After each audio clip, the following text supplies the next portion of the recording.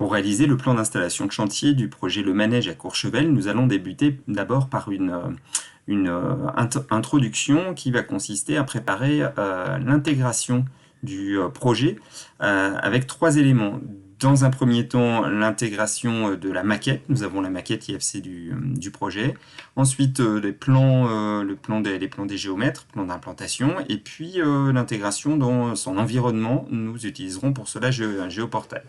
Donc voici les éléments que nous avons. Donc voici les éléments que nous allons intégrer, même si nous n'allons pas les intégrer dans ce même ordre sur notre projet. Là, il s'agit juste d'une introduction. Donc l'environnement, de manière générale, on est basé à Courchevel, et le projet est sur cette parcelle-là. On voit qu'il n'y a pas de bâtiment modélisé sur Géoportail. Là, je suis sur Géoportail.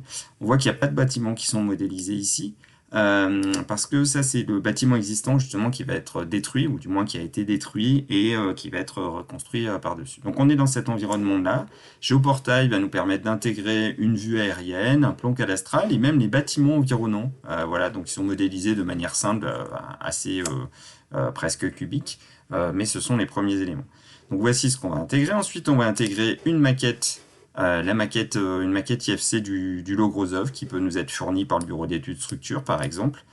Donc voilà la maquette que nous avons ici à disposition, que nous allons intégrer. Et puis nous allons intégrer parmi trois plans que nous avons, des plans réalisés par le géomètre pour la plupart. Donc un plan topo de l'existant. Alors si je reviens là, c'est peut-être plus lisible. Là, j'ai l'existant. Attention, ce n'est pas tous orientés de la même façon. Là, le nord est bien ici, comme sur Géoportail. Donc là, c'était le bâtiment existant. Donc ça, c'est un plan topo de l'existant, un levé. Ensuite, en plan, c'est peut-être pas celui qu'on va intégrer, hein, parce qu'il n'est pas forcément pertinent. Ensuite, en autre plan, là, attention, le nord est orienté maintenant vers la droite, celui-ci, hein, ici. Donc j'ai toujours les deux rues là, qui passent de chaque côté, mais elles sont, enfin, c'est la même rue ici qui va faire le S, enfin qui va faire le virage. Et là par contre c'est le plan d'implantation, celui-ci, plan d'implantation que je retrouve là, voilà, qui va peut-être lui nous servir. On voit que ici en plan d'implantation, comme fond de plan, on a le plan de fondation qui a été lui intégré dans ce plan d'implantation. Ou sinon, on verra aussi, ça peut être intéressant, c'est ce qu'a fait l'entreprise d'ailleurs, c'est qu'elle a utilisé le plan de terrassement. Ici, là, on a les plans de terrassement.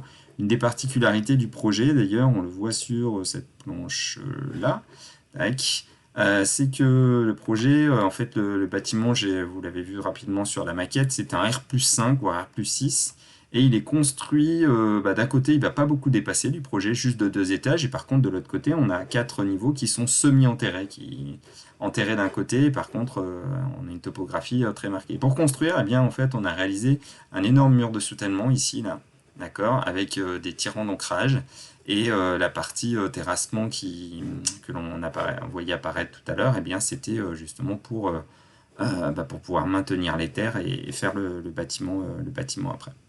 Voilà, donc on va travailler sur Revit, on va pas travailler à partir de la maquette ici, on va l'insérer, cette maquette, faire un lié IFC, pour pouvoir, si jamais le bureau d'études béton la met à jour, eh bien on changera le lien et on pourra mettre une nouvelle maquette. Alors que si je travaille dans ce projet-là, eh bien ça sera un petit peu plus compliqué. Voilà donc pour cette introduction sur l'intégration de ces trois éléments donc, dans notre projet.